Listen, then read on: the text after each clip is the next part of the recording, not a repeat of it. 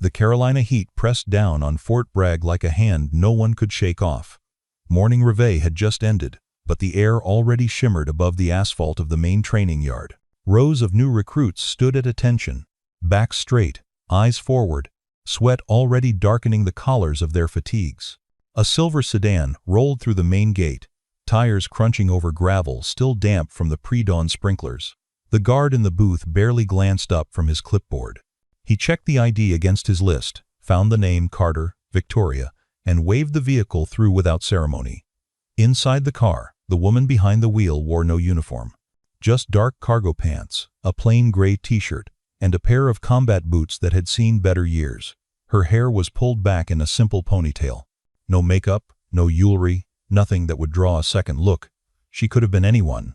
A contractor, a civilian employee, maybe someone's visiting relative.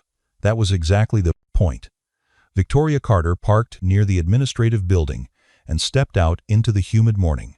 She slung a standard-issue duffel over one shoulder, the kind you could buy at any surplus store, and walked toward the training complex with the easy stride of someone who knew exactly where she was going but wasn't in any particular hurry to get there.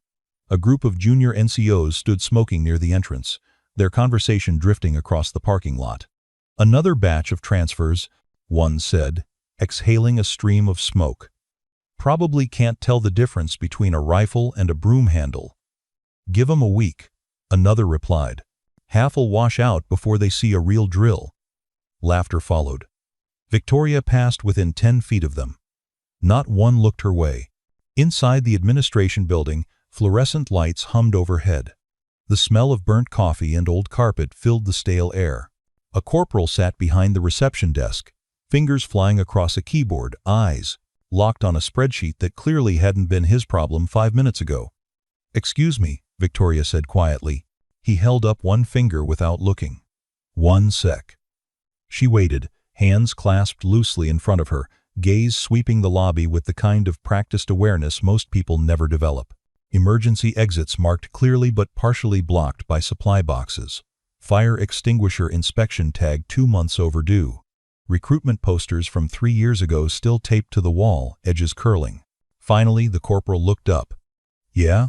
Reporting for basic leadership course," she said, sliding a thin manila envelope across the desk. He opened it, scanned the single page inside, and frowned slightly. "Carter, Victoria. Civilian intake track." He glanced at her again, this time with faint curiosity. "You prior service?" "Something like that," she said. He shrugged and stamped the form. "You'll be billeted in Barracks C, 3rd floor. Classes start tomorrow at Sheshset. Sergeant Donovan runs the intake program. He's—" The corporal paused, searching for the right word. "Thorough." "Understood. Gear issue is at Building Sedum. Mess hall closes at Tijon's Jivianset. Don't be late, or you'll go hungry." He handed her a laminated badge. "Wear this at all times." Victoria clipped it to her belt without reading it. "Thank you." As she turned to leave, the corporal called after her. "Hey, quick tip. Donovan doesn't like civilians much.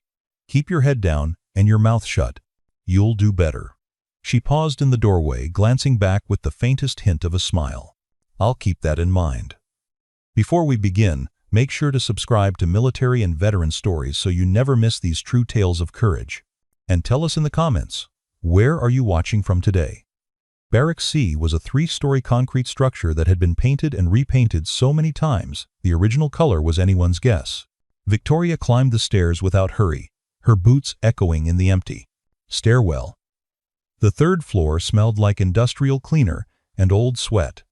Her room was at the end of the hall. Spartan. 2 metal frame beds, 2 wall lockers, 1 small desk. The window overlooked the obstacle course, where a group of recruits was already running drills, their sergeant's voice carrying across the distance like a whip crack. She set her duffel on the lower bunk and began unpacking with methodical precision. 3 sets of civilian workout clothes. 2 pairs of boots, one new, one broken in. A toiletry kit. A dog-eared paperback with no cover. And at the very bottom, wrapped in a soft cloth, a small leather case she didn't open. The door swung open without warning. A woman in fatigue stood in the doorway, eyeing Victoria with open suspicion. Staff Sergeant Michelle Torres, according to the name tape on her chest. Mid-30s, compact build, eyes that missed nothing. "You Carter?" Torres asked. "Yes, Staff Sergeant." "Civilian track?" "Yes, Staff Sergeant."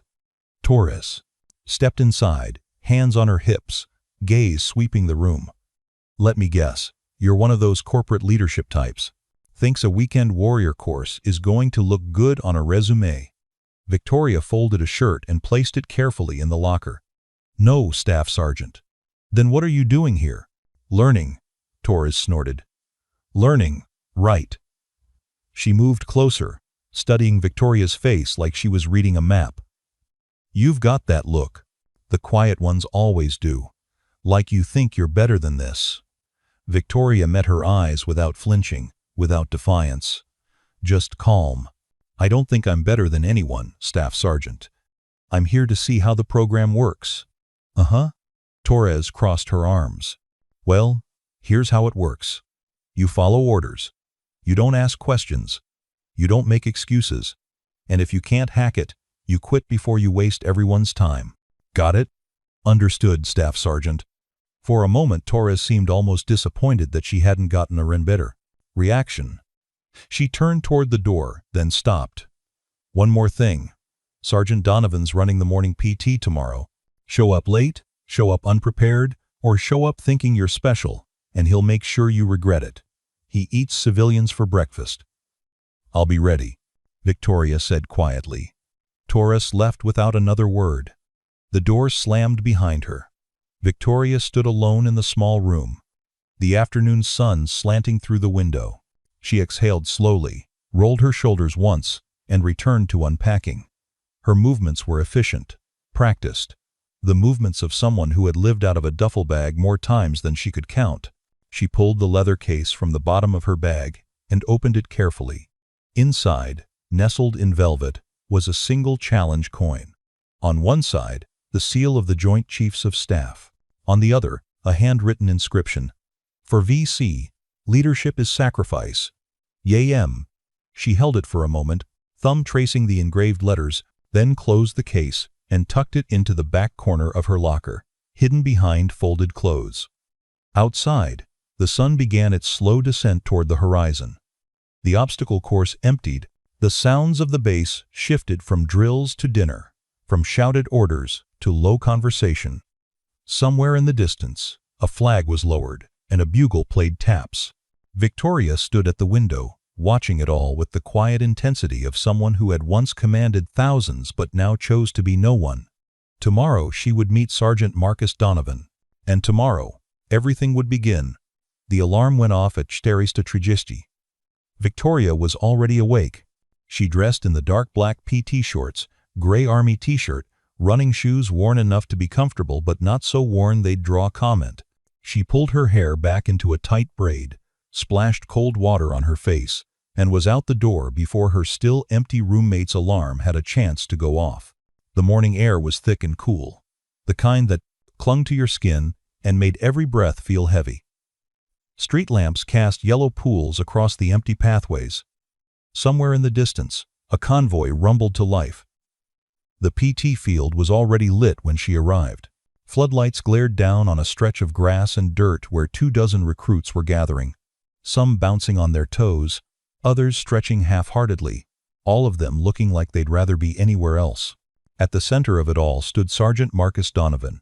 He was a wall of a man 6'3", shoulders like a bull, arms thick enough to make his t-shirt sleeves look painted on. His head was shaved clean, his jaw set in a permanent scowl, and his eyes scanned the assembled recruits with the cold efficiency of someone searching for weakness. Victoria slipped into the back row without fanfare. A few heads turned. A male recruit next to her glanced down at her running shoes and smirked. "Civilian?" he whispered. She nodded once. "Good luck," he muttered, then faced forward quickly as Donovan's gaze swept their direction. "Listen up." Donovan's voice cut through the morning like a blade. "I don't care if you're active, reserve, guard, or playing dress-up on the weekends. For the next 8 weeks, you belong to me. And I don't do participation trophies." He began pacing, boots crunching over gravel. "This is the basic leadership course. That means you think you're ready to lead soldiers. That means you think you've got what it takes to make life or death decisions when everything's on fire and everyone's screaming. Most of you don't. And I'm going to prove it. A ripple of nervous energy moved through the group. We start every morning the same way, Donovan continued. 5-mile run, full course. You fall behind, you do it again. You quit, you're out. No second chances. He stopped in front of the formation, hands on his hips. Any questions? Silence. Good. Fall in. 2 columns. Move. The group scrambled into position.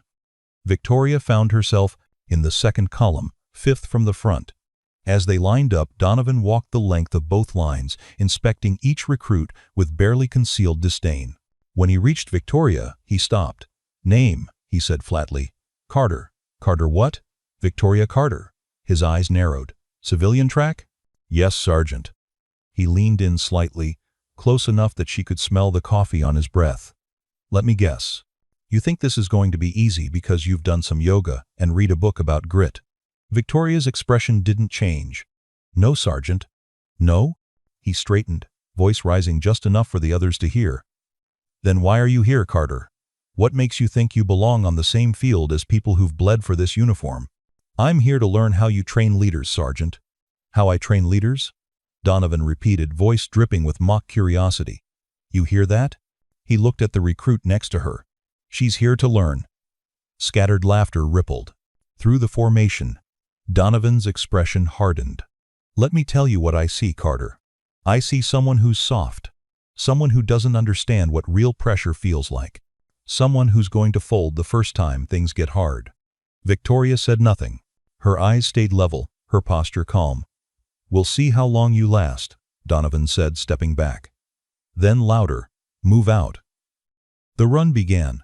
For the first 3 miles, Victoria stayed in the middle of the pack, not leading, not lagging, just steady. Her breathing was controlled, her stride efficient. She didn't push ahead to prove anything. She simply ran. Donovan ran at the front, setting a brutal pace. Every quarter mile, he'd glance back, scanning for weakness. A few recruits began to fade, shoulders slumping, breathing ragged, feet dragging. Pick it up, Donovan shouted. If you can't keep up on a morning run, how the hell are you going to lead under fire? By mile 4, 2 recruits had dropped out completely, hands on, their knees, gasping. Donovan didn't slow down. Victoria stayed steady. As they approached the final mile, Donovan increased the pace. The group stretched out like a rubber band pulled too tight. Victoria moved up slightly, not sprinting, just adjusting her rhythm to match the new tempo. When they crossed the finish line, she wasn't first.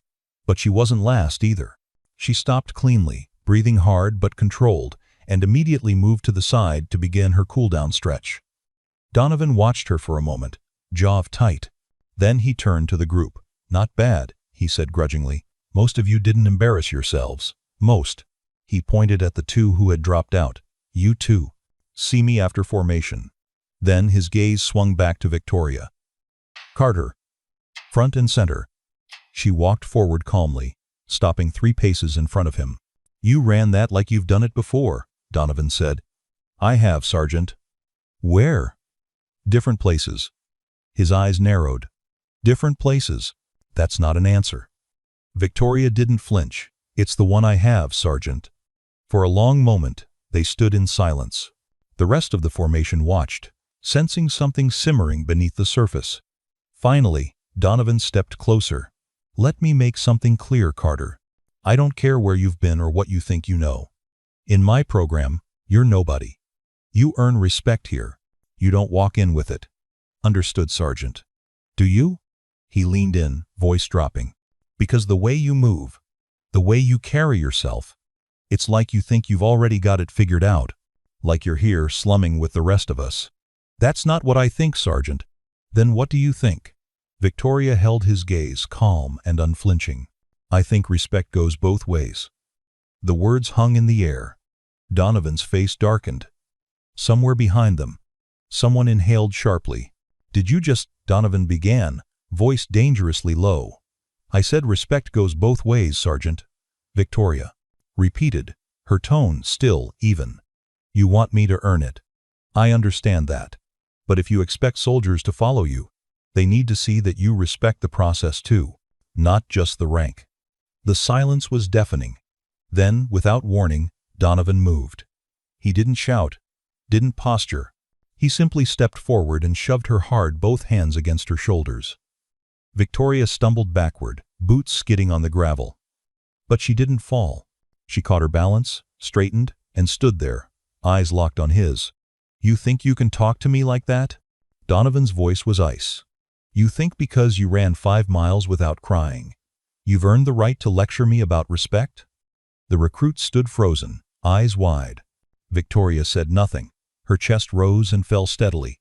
No anger, no fear, just that same unnerving calm. Donovan stepped closer again. "You've got 2 choices, Carter. You apologize right now, or you pack your bags and get off my base." Still, she didn't speak. "Well?" he demanded. Victoria's voice, when it came, was quiet. "I won't apologize for telling the truth, Sergeant." Donovan's fists clenched. For a heartbeat, it looked like he might actually throw a punch. Then, Staff Sergeant Torres appeared from the admin building, moving quickly across the field. "Sergeant Donovan," she called. "Colonel's office. Now." Donovan didn't take his eyes off Victoria. "We're not done," he said. Then he turned and stalked toward the building, Torres falling in step beside him. The formation stood in shocked silence. Finally, the male recruit next to Victoria exhaled. "Holy hell! You just signed your death warrant." Victoria looked at him, then back at the retreating figure of Sergeant Donovan. Her expression was unreadable. But deep in her left wrist, hidden beneath the fabric of her sleeve, a small tattoo pulsed with her heartbeat. The wings of a 2-star general. The mess hall at Sedamset was controlled chaos. Trays clattered, boots squeaked on. Linoleum and 100 conversations blurred into white noise. Victoria moved through the chow line silently, taking eggs, toast, and black coffee. She found an empty seat near the windows and sat with her back to the wall, old habit. Around her, whispers followed like smoke. "That's her. The one who got in Donovan's face. She's got balls. I'll give her that. She's got a death wish." Victoria ate slowly, methodically, eyes on her tray, but awareness extending to every corner of the room. 2 tables over, a group of junior officers debated the new tactical communications protocols. She listened without appearing to. "These new frequency rotation standards are a nightmare," one said. "Whoever designed them never had to implement them in the field." His companion nodded. "We're supposed to rotate every 14 hours now instead of 24. It's overkill." Victoria's fork paused halfway to her mouth. She set it down, turned slightly, and spoke just loud enough to carry. "It's not overkill if you're operating in an environment with adaptive signal intelligence." Both officers turned to look at her. "Excuse me?" the first one said. Victoria met his eyes calmly. 14-hour rotation windows were implemented after the Syrian corridor intercepts in 2019. Enemy signal intelligence adapted to our 24-hour patterns and pre-positioned jamming assets. The shorter window prevents predictive targeting. The officer blinked. "How do you—" "It's in the classified brief from Soothcom," Victoria said. "Paragraph 7, subsection C." The second officer leaned forward. "You've read classified tactical briefs." Victoria took a sip of coffee. "I pay attention." She stood, picked up her tray, and walked away before either could respond. Behind her, one whispered to the other, "Who the hell is she?" By mid-morning, the leadership class had assembled in a sweltering classroom that smelled like old books and stale air. Sergeant Donovan stood at the front, arms crossed, glaring at the group, like they'd personally insulted his mother. "Leadership isn't about being liked," he began. "It's about being effective. It's about making hard calls when everyone's looking at you to save their ass. Most of you will fail at that. Not because you're weak, but because you're soft. You want to be everyone's friend. The military doesn't need friends. It needs killers who can think." He pointed at a recruit in the front row. "You. Define operational tempo." The recruit stammered through an answer. "Wrong," Donovan snapped. "Next." He moved down the row, firing questions, tearing apart half-formed answers, making the air in the room tighter with every passing minute. When he reached Victoria, he stopped. "Carter, you've been awfully quiet." "Yes, Sergeant." Maybe you'd like to share your wisdom with the class, since you seem to have all the answers." She didn't rise to the bait. "I'm here to listen, Sergeant." "Is that right?" He leaned against the desk, eyes locked on hers. "Then listen to this. I'm going to ask you one question. If you get it right, I'll leave you alone for the rest of the week. If you get it wrong, you're doing extra PT every morning until you drop." The room went silent. "Fair?" Donovan asked. "Fair," Victoria said. Donovan smiled, a cold, predatory thing. "Good. Here's your question. What's the primary difference between mission command and control doctrine in joint operations environments?" It was a trick question, the kind designed to trap someone who'd only read the basics, the kind that required not just knowledge but experience. Victoria didn't hesitate. Mission command decentralizes decision authority based on commander's intent, allowing subordinate leaders tactical flexibility within strategic boundaries. Command and control doctrine centralizes authority and prescribes specific actions, reducing adaptability but increasing synchronization. In joint operations, mission command is preferred because it accounts for multi-domain complexity and the reality that no single commander can process all variables in real time. But, she paused, meeting Donovan's eyes. It only works if leaders at every level understand the intent clearly enough to make decisions their commander would make. Which is why training like this matters. The silence that followed was absolute. Donovan's smile faded. "Where'd you learn that?" "Book, Sergeant." "Bullshit." Victoria's expression didn't change. "Believe what you want, Sergeant." He stared at her for a long moment, jaw working. Then he turned away. "Everyone else, take notes. That's what a real answer sounds like." The rest of the class passed in tense silence.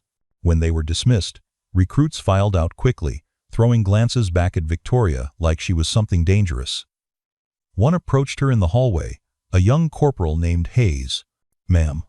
Carter, where'd you really serve?" Victoria adjusted the strap on her shoulder bag. "I didn't say I served." "But you did, didn't you?" She looked at him for a long moment. "Does it matter?" "Yeah," Hayes said. "It does. Because the way you talk. That's not theory. That's lived." Victoria smiled faintly. "Then maybe you should listen more carefully in class." She walked away, leaving Hayes standing in the hallway, more confused than before. That afternoon, the recruits were taken to the firing range for weapons qualifications, standard procedure, mock-terry carbines, paper targets at 50 meters, controlled environment. Sergeant Donovan watched from the tower, binoculars in hand, as each recruit took their turn. When Victoria stepped up to the line, he keyed his radio. "Let's see if the bookworm can shoot." Victoria accepted the rifle from the range safety officer, checked the chamber, verified the magazine, and settled into a standing position. No fuss. No wasted motion. The targets popped up. She fired. 30 rounds, 30 holes, dead center mass. The range went quiet. Donovan's voice crackled over the radio. "Cease fire. Carter. Step back." She cleared the weapon, made it safe, and handed it back. Her expression was neutral, like she'd done nothing unusual. Donovan climbed down from the tower, moving fast. When he reached her, he looked from her to the target and back again. "Where did you learn to shoot like that?" he demanded. "Practice, Sergeant."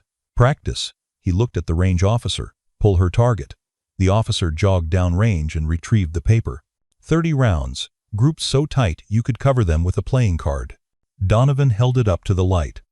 "This isn't practice. This is professional." Victoria said nothing. "Who trained you?" he pressed. "Different people. Different places." His frustration was visible now. "You keep saying that. Different places.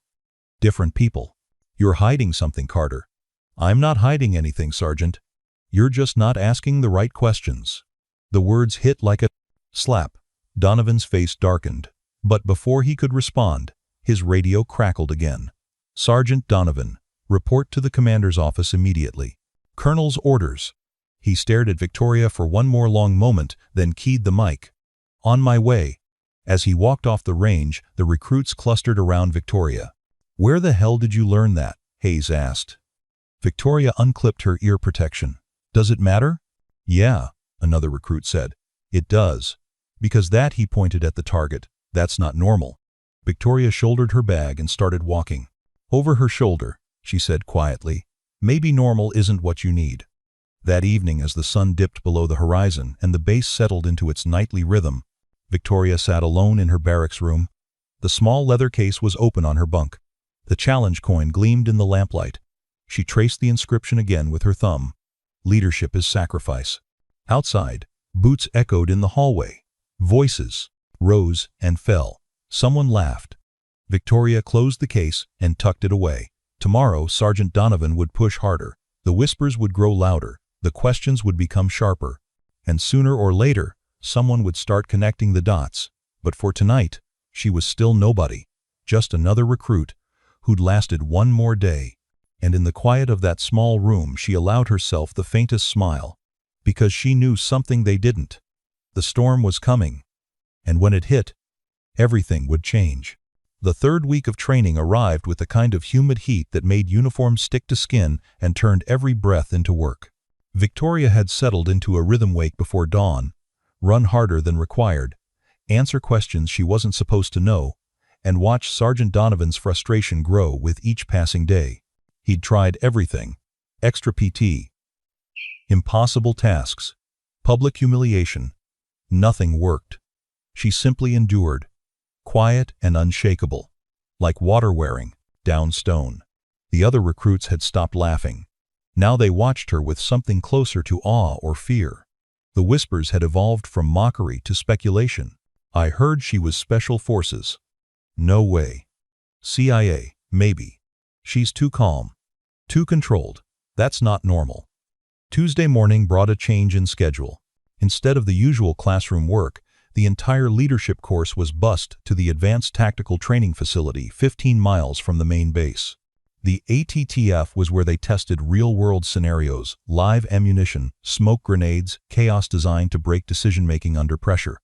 Staff Sergeant Torres briefed them on the bus. Today, you'll be running the MOUT course. Military operations in urban terrain. You'll move through a simulated village in teams of 4. Your objective is to locate and secure a high-value target without civilian casualties. You'll face opposition force, environmental hazards, and time pressure. She paused, scanning the recruits. Some of you will lead. Some of you will follow. By the end of the day, we'll know which is which. The bus rumbled to a stop outside a sprawling complex of concrete buildings designed to look like a Middle Eastern village. Guard towers, narrow alleys, multi-story structures with blown-out windows. It looked like something out of a war zone because it was designed by people who'd lived through them. Sergeant Donovan stood waiting, arms crossed, face unreadable. Listen up, he barked. You'll be divided into teams. Each team gets a leader. That leader will be assigned randomly. Your success or failure depends entirely on whether you can follow orders and execute under pressure. He read names from a clipboard, assigning teams. When he reached Victoria's name, he paused.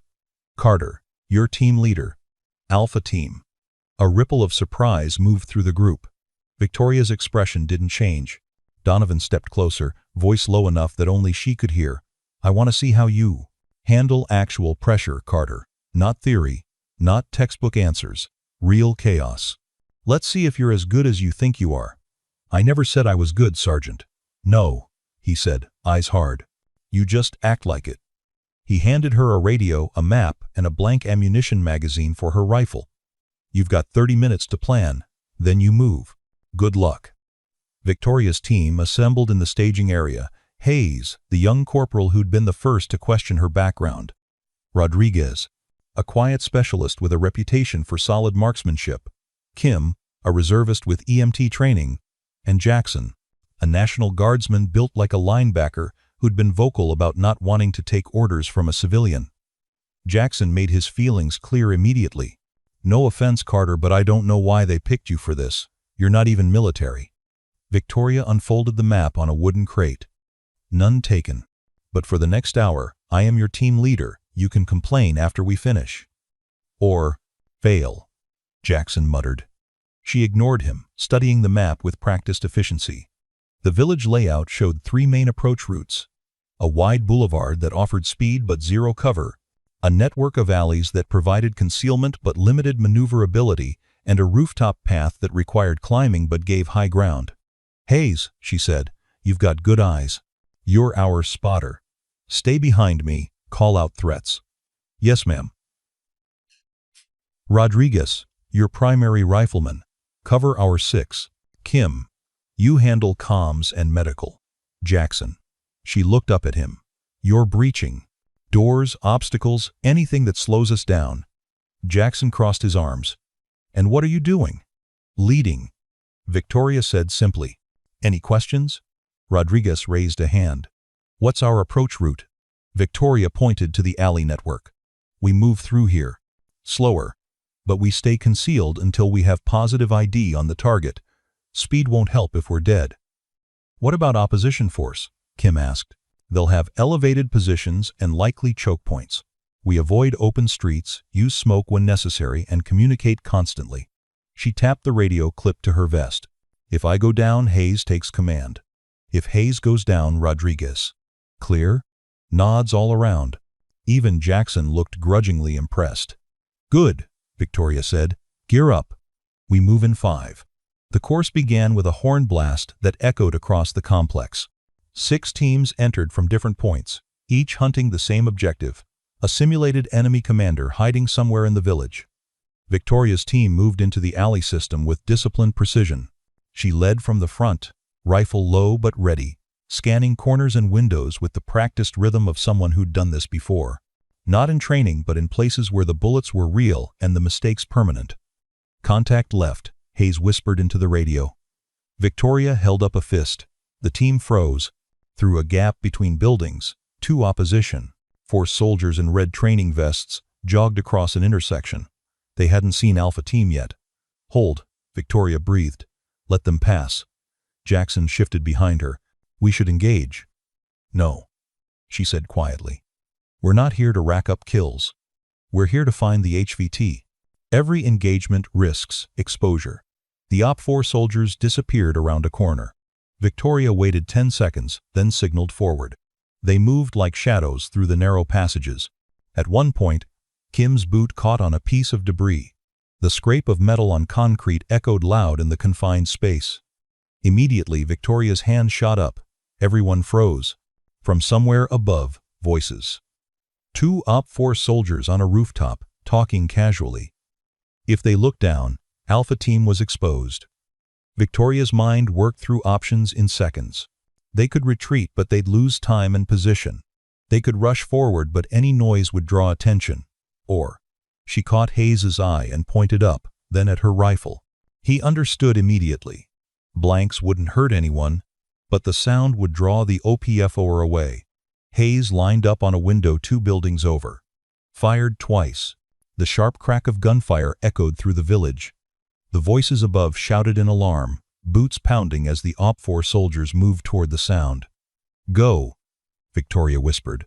Alpha Team slipped past the intersection and disappeared into the next alley before the OP-4 could reposition. Jackson exhaled. "That was smart. That was basic misdirection," Victoria said. "Keep moving." They were halfway to the target building when everything went wrong. The explosion came without warning, a deep, concussive boom that shook the ground beneath their feet. Smoke billowed from somewhere ahead, thick and black, pouring into the alleys like a living thing. Hayes coughed. "What the hell was that?" Victoria's radio crackled. Torres's voice, urgent. "All teams be advised. Unplanned pyrotechnic malfunction in Sector 3. We're evacuating the exercise area. I repeat, evacuate immediately." But before anyone could move, a second sound cut through the chaos. A scream. Human. Real. Pain. Victoria's head snapped toward the source. Through the smoke, maybe 50 meters ahead, she could see movement, someone on the ground, not moving the way they should. Her radio crackled again. "All teams, fall back to the rally point. Do not proceed toward Sector 3. Medical is en route." Victoria looked at her team. Hayes's eyes were wide.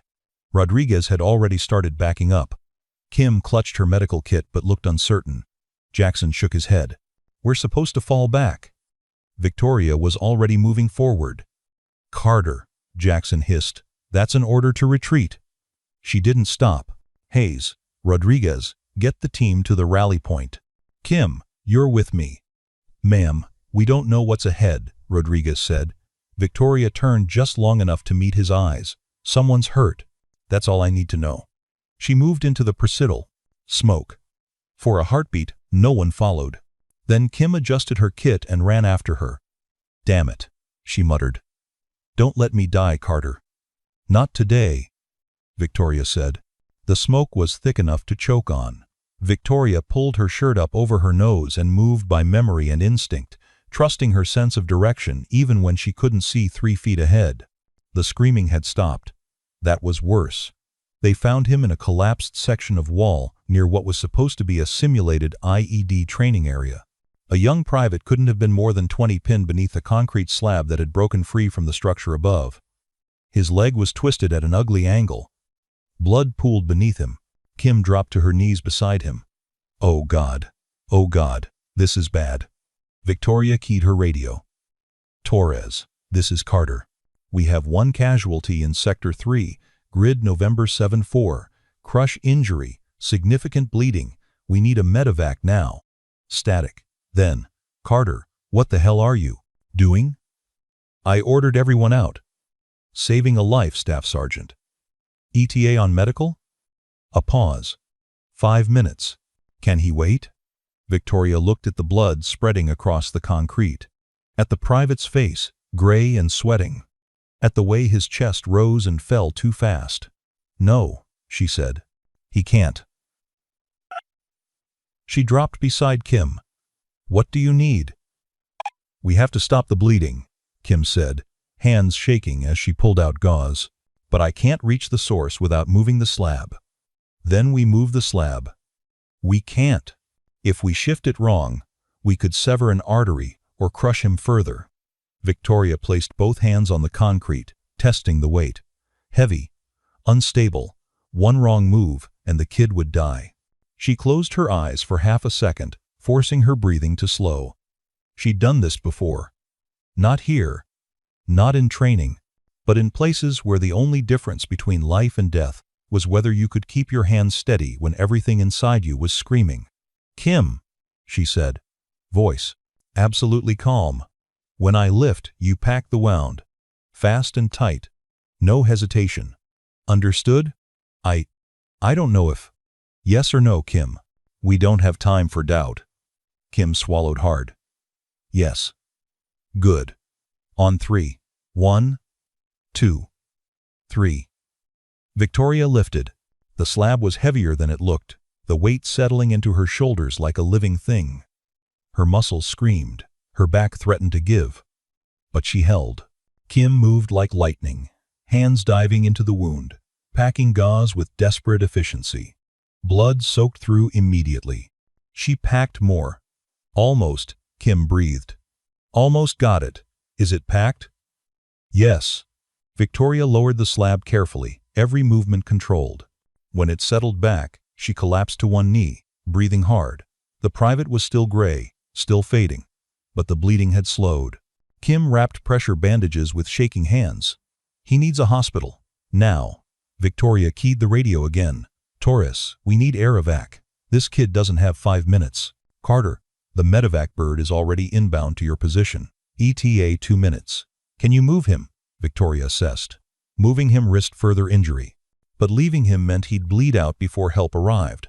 Negative, Victoria said. We hold position and wait. Understood. Alpha team, good work. The radio went silent. Kim looked at Victoria, eyes wide with something between terror and admiration. How did you know what to do? Victoria didn't answer. She just kept pressure on the wound, hands steady, eyes on the private's face. In the distance, the thump of helicopter rotors grew louder. If you're hooked on this story, make sure to subscribe and turn on notifications so you never miss an upload. Your support means everything and helps me bring you more inspiring military stories like this one. The medevac helicopter touched down in a storm of dust and noise. 2 flight medics jumped out, moving with practiced urgency. They had the private on a stretcher and in the air in under 90 seconds. As the bird lifted off, Victoria stood alone in the clearing, smoke still drifting through the destroyed training area. Her hands were covered in blood. Her uniform was filthy, but her breathing had already steadied. Kim stared at her. "You didn't even flinch." "I've seen worse," Victoria said quietly. "Where?" Before Victoria could answer, Sergeant Donovan appeared through the smoke, Staff Sergeant Torres right behind him. Both stopped short when they saw her. Donovan's face was unreadable. "Carter." "Sergeant." He looked at the collapsed wall, the blood on the ground, the medical supplies scattered around Kim, then back at Victoria. "You disobeyed a direct order to evacuate." "Yes, Sergeant. You put yourself and Kim at risk." "Yes, Sergeant." "And if I asked you to explain why, what would you say?" Victoria met his eyes without hesitation. "I'd say that kid's alive because we didn't wait for permission to do the right thing." Silence. Torres stepped forward. "How? Did you know how to treat a crush injury like that?" "Basic trauma medicine," Victoria said. "Basic?" Torres's voice rose slightly. "That was advanced field stabilization. The kind you learn in combat medic training or worse." Victoria said nothing. Donovan moved closer, studying her face like he was seeing it for the first time. "Who are you, Carter?" "I'm a participant in your leadership course, Sergeant." "Bullshit." He pointed at the blood on her hands. "Nobody moves like that unless they've been there before. Nobody stays that calm unless they've had to. So I'm going to ask you one more time. Who are you?" Victoria held his gaze. For a long moment, she said nothing. Then, quietly, "Someone who's had to make harder calls than this." The weight of those words settled over the clearing like snow. Torres exhaled slowly. "Jesus." Donovan's yaw worked. "You're not a civilian." "I never said I was, Sergeant." "You assumed." "Then what are you?" Victoria glanced at Kim, then back at Donovan. "Right now, I'm the reason that Private is going to see his family again. That's all that matters." She turned and walked toward the rally point, leaving Donovan and Torres standing in the smoke. Behind her, Torres spoke quietly. "Marcus, whoever she is, she just saved that kid's life. And she did it with more composure than half the officers I've served under." Donovan didn't respond. He just watched Victoria's retreating figure, his mind working through the pieces of a puzzle that refused to fit together. By the time Alpha Team reached the rally point, word had spread. The other recruits stared as Victoria walked past, blood still on her hands, uniform torn, expression distant. Hayes stepped forward. "Is he going to make it?" "I think so," Victoria said. Rodriguez whistled low. "You didn't even hesitate." Someone had to move. Jackson, who'd been standing apart from the group, stepped closer. His earlier hostility was gone, replaced by something quieter. "You told us to fall back. But you went forward anyway." Victoria looked at him. "I told you to fall back because the team needed to stay safe. I went forward because that's what leaders do. They take the risks they won't ask others to take." Jackson stared at her for a long moment, then nodded once. "Understood." The bus ride back to base was silent. Recruits who'd spent weeks mocking Victoria now sat quietly, stealing glances at her like she was something they couldn't quite identify. A few tried to catch her eye. She kept her gaze on the window. When they arrived at Fort Bragg, the sun was setting, painting the sky in shades of orange and red. As the recruits filed off the bus, a black SUV was waiting near the admin building. 2 MPs stood beside it, crisp and formal. Torres saw them and frowned. "What's this about?" One of the MPs approached. "Staff Sergeant Torres? We're here for Carter." Victoria stepped off the bus. "I'm Carter." The MP studied her for a moment, then nodded. "Ma'am, you're clossed. Wanted at headquarters. Please come with us." "Am I in trouble?" Victoria asked calmly. "No, ma'am, but the base commander would like to speak with you." Whispers erupted among the recruits. Hayes leaned toward Rodriguez. "The base commander? For a civilian?" Donovan stepped forward. "I'm her direct supervisor. Whatever this is about, it goes through me first." The MP's expression didn't change. "With respect, Sergeant, this comes from the top. She needs to come now." Victoria adjusted her blood-stained uniform. "It's fine, Sergeant. I'll handle it." Donovan looked like he wanted to argue, but something in her tone stopped him. He watched as she climbed into the SUV, the door closing with a solid thunk. As the vehicle pulled away, Torres stepped beside him. You thinking what I'm thinking? That she's a hell of a lot more than she's been pretending to be? Donovan said. Yeah. What are you going to do? He watched the SUV disappear around a corner. I'm going to find out who she really is. The SUV drove in silence through the base, past the training grounds and barracks, toward the command building that sat at the center of Fort Bragg like a fortress. Victoria watched the familiar landmarks slide past the window. She'd been here before. Many times. Just never like this. The MPs led her through security, up 2 flights of stairs, and down a hallway lined with portraits of generals and commanders stretching back decades. At the end of the hall was an office with the name plate. Brig, Gen. Lawrence Mitchell commanding. One of the MPs knocked. Sir, Carter is here. Send her in. Victoria stepped through the door. The office was exactly as she remembered: dark wood furniture, American flag in the corner, walls covered with commendations and deployment maps. Behind the desk sat General Mitchell, a compact man in his late 50s with gray hair and sharp eyes that missed nothing. He stood as she entered. Victoria. General. Close the door. She did. Mitchell gestured to a chair. Sit. Please. She sat, hands folded in her lap, posture perfect despite the filth on her uniform. Mitchell leaned back in his chair, studying her. I heard what happened at the ATTF today. That was good work. Thank you, sir. It was also reckless, unauthorized, and exactly the kind of thing I'd expect from you. He smiled faintly. Some things never change. Victoria's expression softened just slightly. Old habits, sir. How's the course going? As expected. Sergeant Donovan giving you trouble? Nothing I can't handle. Mitchell chuckled. I bet.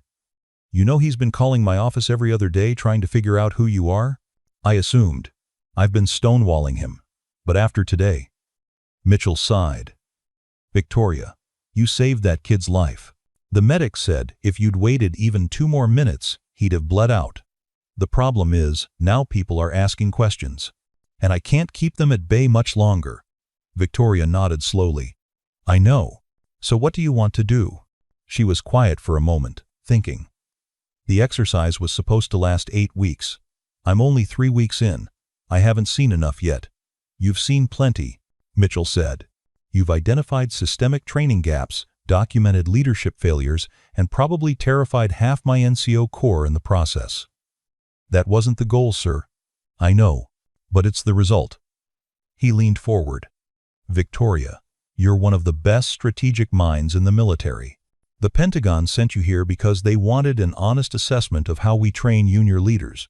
You've done that. Now it's time to step back into the light. Not yet. Mitchell frowned. Why not? Because I need to see what happens when they know. She met his eyes. I need to see if the lessons I've been teaching stick when they realize who I am. That's the real test, sir.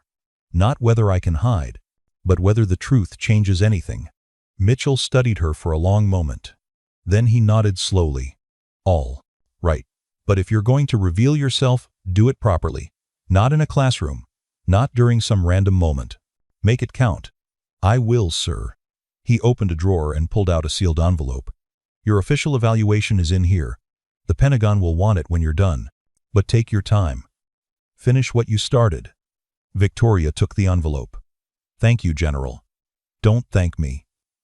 Just don't get anyone else hurt. He smiled. And try not to give Donovan a heart attack when he finds out. She stood, saluted, and turned to leave. Victoria, Mitchell called. She paused at the door. Whatever you decide to do, I'm proud of you. You're still the same person who earned those stars. Even when no one can see them. Victoria's throat tightened slightly. Thank you, sir. The SUV dropped her back at the barracks after dark. When she climbed out, Sergeant Donovan was waiting in the parking lot, arms crossed, jaw tight. Carter, he said. Sergeant. What happened in there? I spoke. With General Mitchell. About what? About the exercise. About the private. She paused. About why I'm here. Donovan stepped closer. Did he tell you to leave? No. Did he tell you who you really are?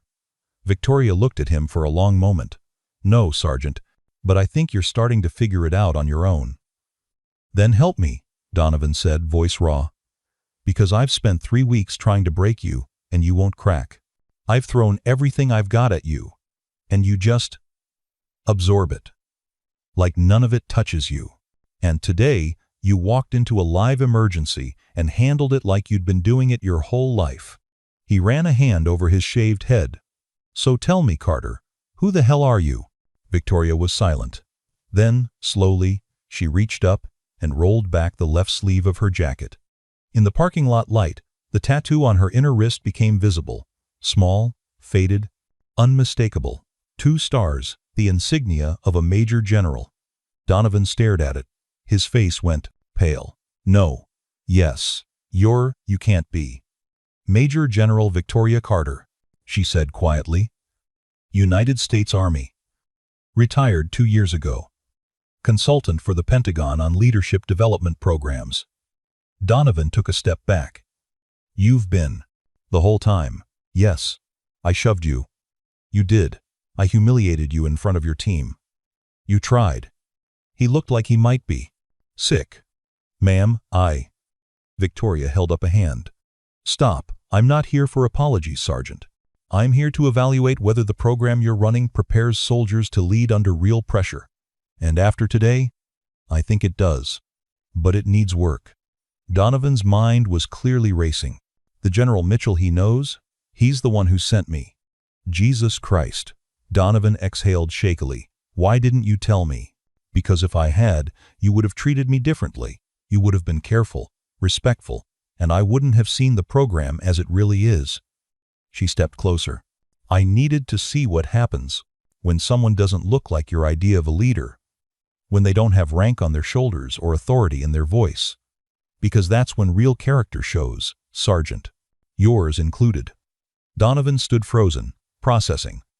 "So what happens now?" Victoria rolled her sleeve back down. "Now, we finish the course. You keep running it the way you've been running it. And I keep learning. But when this is over, we're going to sit down and talk about what I've seen. Because you're a good instructor, Sergeant Donovan. You just need to learn that leadership isn't about breaking people. It's about building them." She turned toward the barracks. Over her shoulder, she added, "And for what it's worth, today, you showed more character in 5 minutes than most officers show in a career. You were angry that I disobeyed orders, but you didn't punish me for saving a life. That's the mark of someone who understands what really matters." Donovan didn't respond. He just stood there, watching her walk away, his entire worldview cracking and reforming. Inside the barracks, Victoria climbed the stairs to her room. When she opened the door, she found Hayes, Rodriguez, Kim, and Jackson, waiting, sitting on the bunks, faces uncertain. Hayes stood immediately. "Ma'am, Carter, we need to talk." Victoria set down her bag. "About what?" "About who you are," Kim said. "Because we heard. People are saying that I'm not who I claim to be." Victoria finished. Silence. "It's true," she said simply. "I'm not." Jackson stood. "Then who are you?" Victoria met his eyes. Someone who wanted to see what leadership looks like when no one thinks they're being watched. "And you all taught me more than you know." Rodriguez frowned. "We taught you?" "Yes." She pulled off her jacket, revealing the faded tattoo. "I was a general. But that was a long time ago. Now I'm just someone trying to make sure the next generation of leaders is better than mine was." The room went silent. Finally, Hayes spoke, voice quiet. "A general. Yes. And you let Donovan treat you like someone who needed to prove themselves?" Victoria smiled faintly. "Yes, because that's what everyone should do. Rank doesn't make you a leader. Actions do." Kim shook her head slowly. "This is insane." "Maybe," Victoria said, "but it's also necessary." Jackson looked at the others, then back at Victoria. "So what happens now?" "Now?" Victoria sat on her bunk. "Now we finish what we started. Together." Outside, night settled over Fort Bragg. In the distance, taps played across the base, mournful and steady. And in that small barracks room, 5 people sat in silence. bound together by a truth that had just shattered everything they thought they knew. Tomorrow, everything would change. But tonight they were still just soldiers. And that, Victoria thought, was exactly as it should be. Dawn broke over Fort Bragg with the kind of clarity that made everything look sharp-edged and new. Victoria stood at her barracks window, watching the base come to life. Lights flickered on in distant buildings. The first formations began assembling on the parade field. Somewhere a bugle called reveille, the notes carrying across the cool morning air. Today was different. Today, they would know. She dressed slowly, deliberately. Not in the civilian clothes she'd worn for 3 weeks, but in her full-dress uniform, the one she'd kept hidden at the bottom of her duffel. The jacket fit perfectly, pressed and pristine. The ribbons lined her chest in precise rows. Bronze Star, Legion of Merit, Defense Superior Service Medal, and more. Each one a story, each one a scar. And on her shoulders, the twin stars of a major general gleamed in the morning light. She looked at herself in the small mirror. For 3 weeks, she'd been nobody, a target, a mystery, a woman who didn't belong. Now she was about to remind them who she'd been all along. Victoria picked up the leather case from her locker, opened it one last time, and looked at the challenge coin inside. Leadership is sacrifice. She closed it, tucked it into her pocket, and walked out the door. The morning formation was already assembled when she emerged from the barracks. 300 recruits stood in perfect lines, waiting for the day's instructions. Sergeant Donovan stood at the front, clipboard in hand, his face carefully neutral. Staff Sergeant Torres stood beside him, arms crossed. When Victoria stepped into view, the murmur started like a wave. Is that? No way. Look at her uniform. Those are general stars. The whispers spread faster than wildfire. Heads turned, eyes widened. A few recruits actually took a step back, as if proximity to her might somehow be dangerous. Victoria walked across the field with measured steps, boots striking the pavement in a steady rhythm. She didn't rush, didn't hesitate. Just moved with the calm authority of someone who'd walked this path 10,000 times before. When she reached the front of the formation, Donovan turned. For a moment, their eyes met. His face was unreadable, but something flickered there, respect, maybe, or resignation. Possibly both. "Sergeant," Victoria said quietly. "Ma'am." His voice was steady, but there was weight in that single word. She turned to face the formation. 300 faces stared back at her. Some confused, some shocked. A few, the ones who'd been watching closely, looked like pieces were finally clicking into place. Victoria's voice carried across the field, calm and clear. "My name is Major General Victoria Carter. For the past 3 weeks, I've been a participant in the basic leadership course, not as an observer, not as an inspector, but as one of you. Silence, absolute and total. I've run your miles, followed your orders, sat through your classes, and I've learned more in 3 weeks about how we train leaders than I learned in 20 years of reading reports." She paused, letting the words settle. "Some of you laughed when I arrived. Some of you doubted whether I belonged here. That was exactly what I needed to see. Because leadership isn't about commanding respect from people who already believe in you. It's about earning it from people who don't." A few recruits shifted uncomfortably. Victoria's gaze swept across them, not harsh, but penetrating. Yesterday, a soldier was injured during a training exercise. And in that moment, every lesson you've been taught came down to one simple choice. Follow orders and stay safe, or break protocol and save a life. She looked at Kim, standing in the 3rd row. "Some of you chose courage over comfort. That's leadership." Kim's eyes glistened slightly. Victoria continued, "I came here because the Pentagon wanted to know if this program prepares you for the weight of command, if it teaches you to make impossible decisions when everything's falling apart, and after 3 weeks." She paused. "I can tell you that it does. But not for the reasons you think." Donovan's jaw tightened, but he said nothing. "This program works because it's hard," Victoria said. "Because it pushes you past your breaking point and asks if you'll still do the right thing when no one's watching. That's the only way to find out who you really are." She turned to Donovan. "Sergeant Donovan gave me hell. He questioned my competence. He made me prove myself every single day. And that's exactly what a good instructor should do. Not because he's cruel, but because he knows that real leadership is forged in pressure, not granted in titles. Donovan's expression shifted slightly. Surprise, maybe. Or gratitude. Victoria faced the formation again. But I also learned something else. I learned that respect can't be demanded. It has to be earned. And the moment you think your rank entitles you to it is the moment you lose the right to lead. The field was silent except for the wind moving through the flags. Then, from the back row, movement. Corporal Hayes stepped forward slightly, came to attention, and raised his right hand in a sharp, deliberate salute. Victoria's breath caught.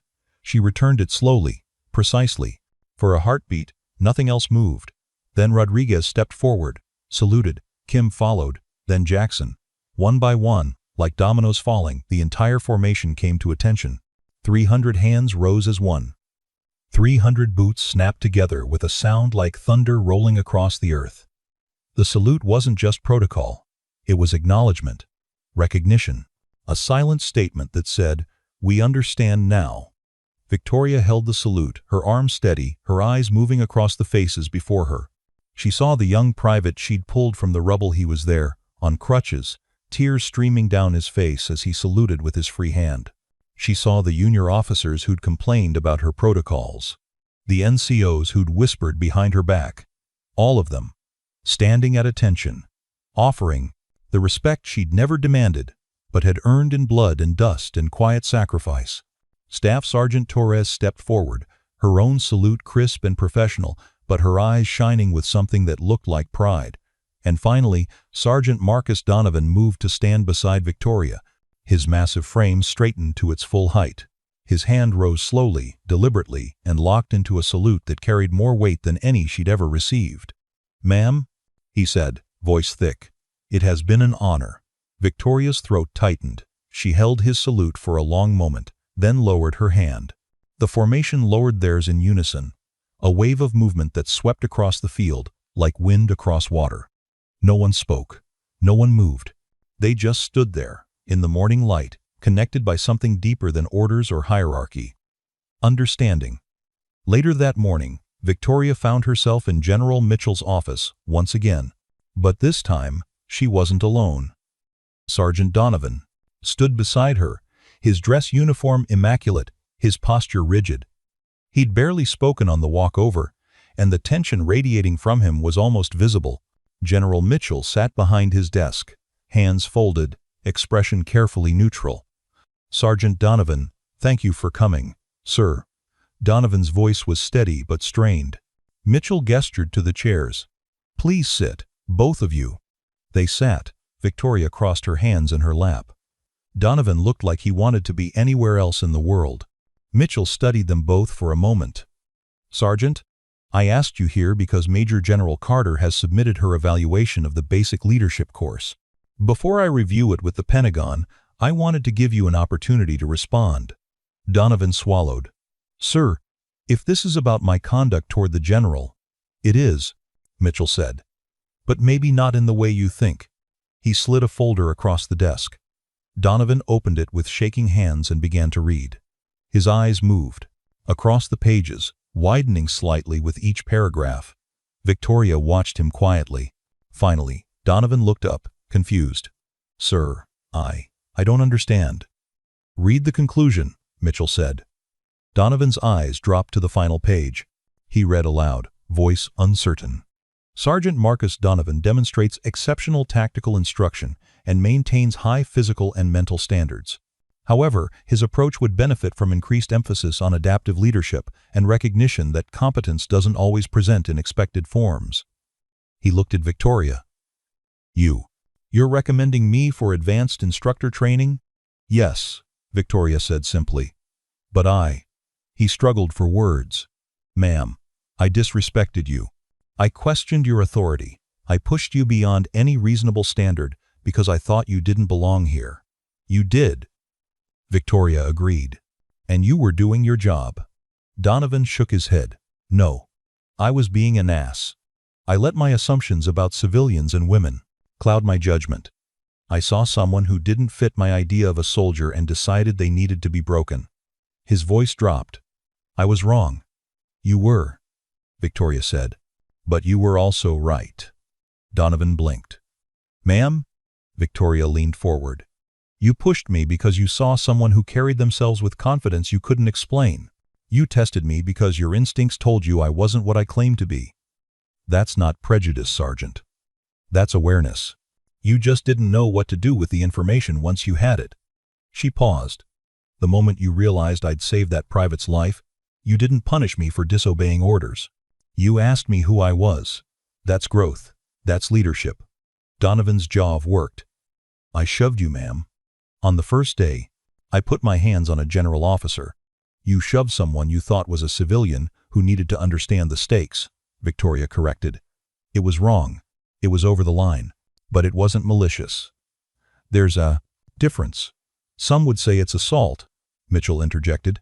Some would, Victoria agreed. But I'm not some. I'm someone who's spent 3 weeks watching this man train soldiers, with a level of dedication and intensity that most instructors don't have. He doesn't need a court-martial, general. He needs perspective. Mitchell leaned back. And you think advanced training will give him that? I do. Victoria turned to Donovan. You're a good instructor, Sergeant. But you're teaching people to follow a template. What they need is to learn how to adapt when the template doesn't work. When the person in front of them doesn't look like a leader but acts like one anyway. When the rule book says one thing and the situation demands another. Donovan was quiet for a long moment. Then, slowly, he spoke. When you went into that smoke after the explosion, you didn't wait for permission. You didn't follow protocol. You just acted. Because protocol would have killed that kid, Victoria said. And you knew it. That's why you didn't write me up. That's why you covered for me with command. Donovan's eyes widened slightly. You knew? Of course I knew. Torres told me you took the heat for my decision. You told the investigating officer that I acted under your implied guidance. Victoria smiled faintly. That was leadership, Sergeant. You protected someone who'd done the right thing, even though it made your life harder. Donovan looked down at his hands. I didn't know what else to do. You did exactly what you should have done, Victoria said. You chose people over paperwork. That's the lesson you need to teach, Sergeant. Not just how to follow orders, but when to break them. Mitchell cleared his throat. Sergeant Donovan, I'm going to ask you a question, and I want an honest answer. Yes, sir. If you'd known from day one who General Carter really was, would you have treated her the same way? Donovan didn't hesitate. No, sir. Why not? Because I would have been too afraid to challenge her. I would have assumed she knew better than me. I would have. He paused. I would have learned nothing. Victoria nodded slowly. And that's exactly why I didn't tell you. The office fell silent. Through the window, the sounds of the base filtered in distant shouts, engines, the rhythmic cadence of a running formation. Finally, Mitchell spoke. Sergeant, you're going to Fort Leavenworth for 6 months, Command and General Staff College. After that, you'll return here as the senior instructor for the Leadership Development Program with a new curriculum based on General Carter's recommendations. Donovan looked stunned. Sir, that's an officer's position. It is. Mitchell agreed. Which is why your promotion to warrant officer is effective immediately. Congratulations, Chief Donovan. Donovan's mouth opened, then closed. He looked at Victoria, then at Mitchell, then back at Victoria. Ma'am, I don't know what to say. Say you'll do better, Victoria said quietly. Say you'll teach the next generation that leadership isn't about fitting a mold. It's about being competent, compassionate, and courageous enough to do what's right, even when it's hard. Donovan stood slowly, came to attention, and rendered the sharpest salute of his life. I will, ma'am. I swear it. Victoria stood and returned the salute.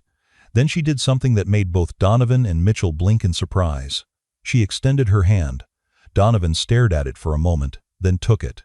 His grip was firm but respectful. When they shook, something passed between them, an understanding forged not in hierarchy, but in mutual respect earned through fire. Thank you, Donovan said, voice rough. For seeing something in me I didn't see in myself. Thank you for reminding me why this work matters, Victoria replied. When Donovan left the office, He walked taller than he had in years, not with arrogance, but with purpose. Mitchell watched him go, then turned to Victoria. You could have destroyed that man's career. He gave you every reason to. I could have. Victoria agreed. But what would that teach? That mistakes are unforgivable? That growth is impossible? That's not leadership, General. That's tyranny. Mitchell smiled. This is why we sent you here. No, Victoria said. You sent me here to evaluate a program. I stayed because I wanted to see if we're still teaching people to think for themselves. She paused. The answer is yes, barely. But we can do better. Your recommendations? In the report. But the summary is simple. Stop training templates. Start training thinkers. Give them impossible scenarios and watch how they adapt. Reward innovation, not just compliance. And for God's sake, stop assuming that leadership only looks one way. Mitchell nodded slowly. The Pentagon won't like some of this. They rarely like anything useful, Victoria said. But they'll implement it anyway. Because deep down, they know I'm right. Confident as ever, Mitchell said, but he was smiling. Not confident, sir. Just experienced. Victoria stood. If there's nothing else, I'd like to spend the rest of the day with my team. They deserve to know why all this happened. Dismissed, General. Victoria saluted, turned, and walked toward the door. As she reached it, Mitchell called after her. Victoria? She paused. When you retired, we lost one of the best strategic minds in the military. But watching you these past 3 weeks. He shook his head. You're still serving. Just in a different way. And I think this might be the most important work you've ever done. Victoria's throat tightened. Thank you, sir. That means more than you know. 6 months passed. Fort Bragg didn't look different from the outside. Same buildings, same parade grounds, same sound of boots on pavement, and orders shouted across training fields. But something fundamental had shifted beneath the surface. The basic leadership course had been renamed the Adaptive Leadership Program. The curriculum now included scenarios with no clear right answers, exercises where rank and appearance were deliberately obscured, and evaluations based not on compliance but on critical thinking. Chief Warrant Officer Marcus Donovan stood at the front of a classroom, arms crossed, watching a new cohort of recruits wrestle with an impossible problem. A supply convoy had been ambushed.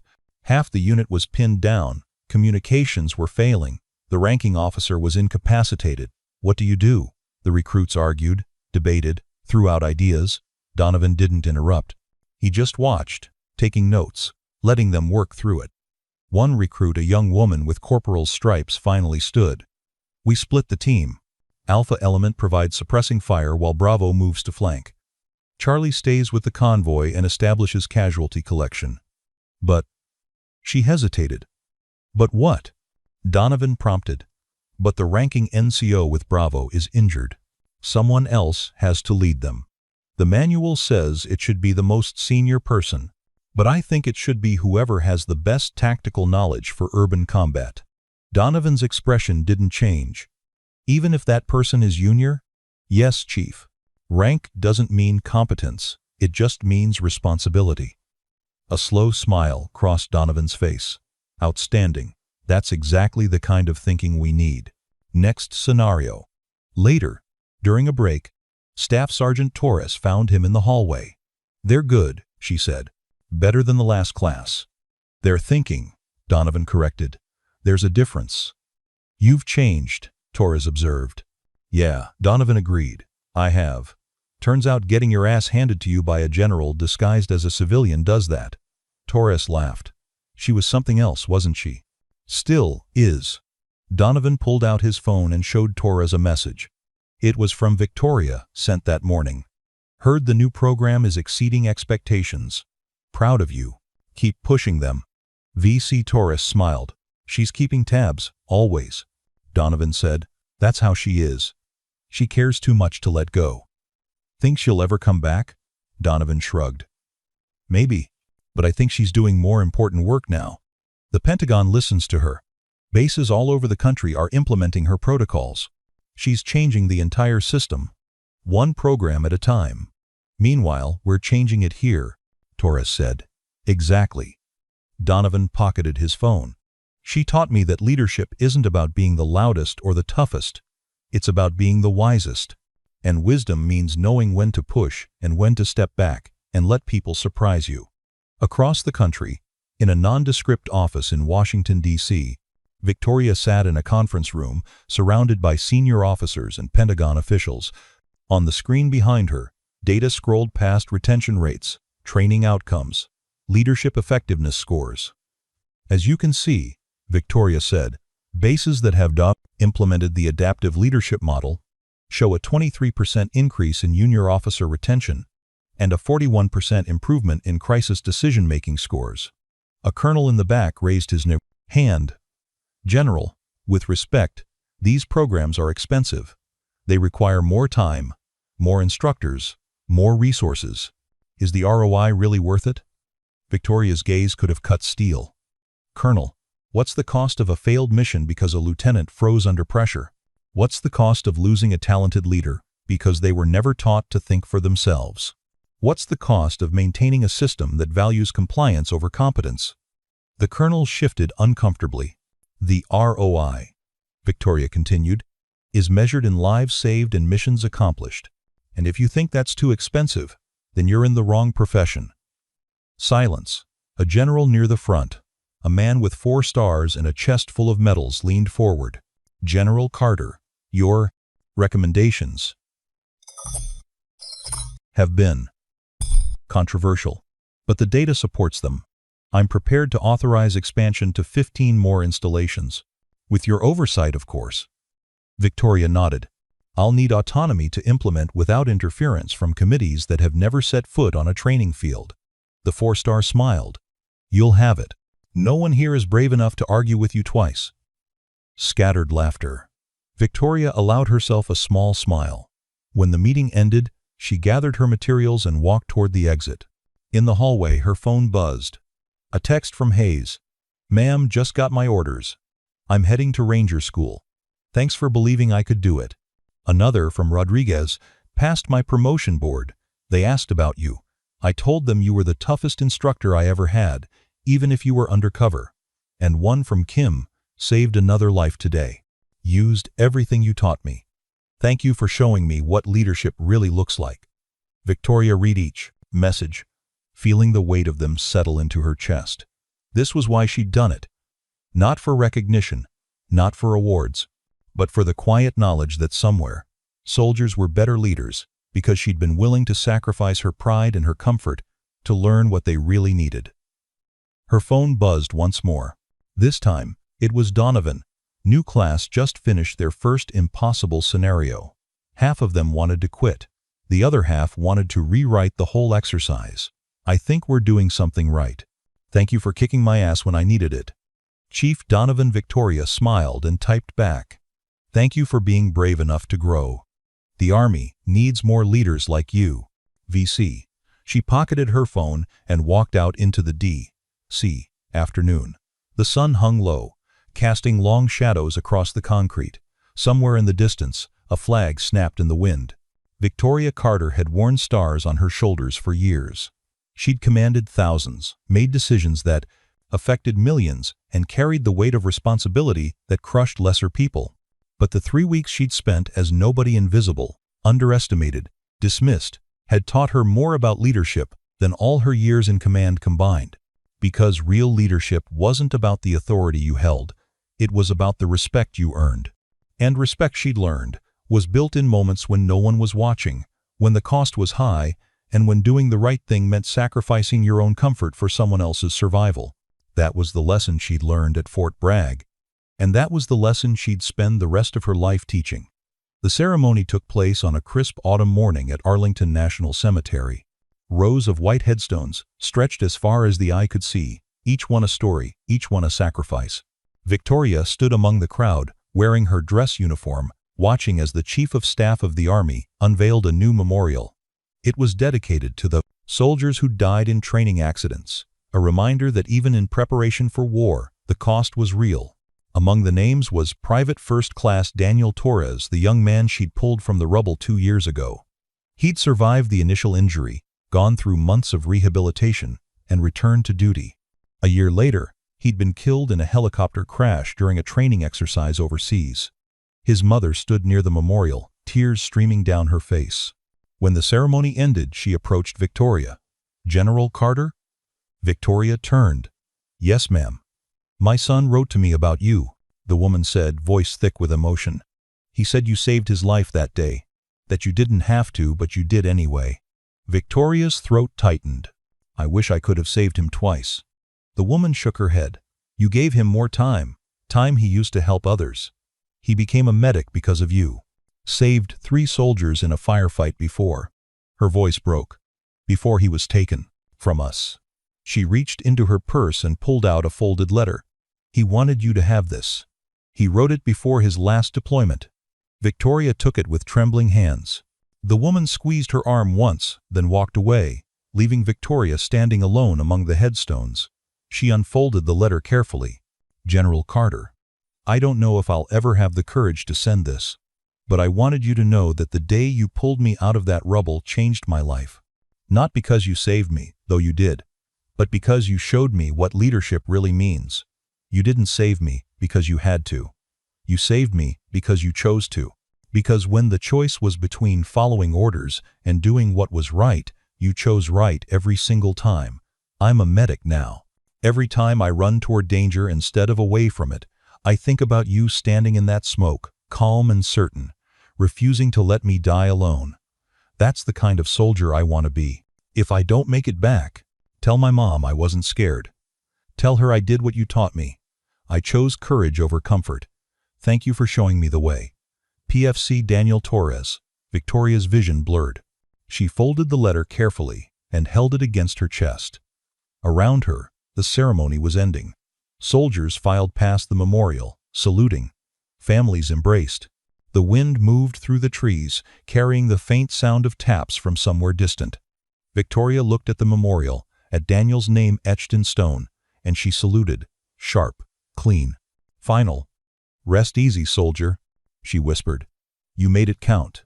As she turned to leave, she saw them Hayes, Rodriguez, Kim, and Jackson standing together near the entrance. They'd come. All of them. Her team. When they saw her, they came to attention and saluted as one. Victoria returned it, feeling the weight of everything they'd shared, everything they'd learned, everything they'd become. She walked toward them, and together they left Arlington, carrying with them the memory of a young soldier who'd learned that leadership was sacrifice. And that sacrifice, when made with courage, could echo across generations. Sergeant Marcus Donovan, now Chief Warrant Officer Donovan, became one of the most sought-after leadership instructors in the Army. His program produced officers who led with intelligence, compassion, and adaptability. When asked about his methods, he always gave the same answer: "I learned from the best, even when I didn't know I was learning."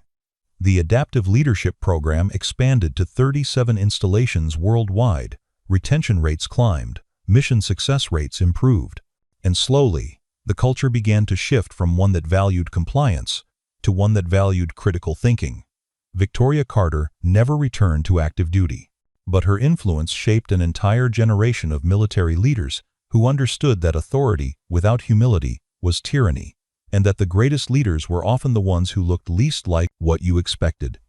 She kept every message her former students sent her, every success story, every challenge overcome, every life saved because someone had learned to think instead of just obey. And late at night, when she sat alone in her office reviewing new training protocols and reading reports from bases across the globe, she'd pull out that leather case, open it, and look at the challenge coin inside. Leadership is sacrifice. It had been true when she was a general. It was still true now. And it would remain true for every soldier who chose to lead not with rank, but with character. That was the story of how a soldier attacked the wrong rookie and discovered what real leadership meant. One moment of underestimation became a lifetime of transformation, not just for him, but for everyone who witnessed what happens when respect is earned instead of demanded. If you enjoyed this story, please subscribe for more military and veteran stories. These true tales keep the courage alive for generations to come. And in the comments, tell us where you are watching from and who's the quiet leader you'll never forget.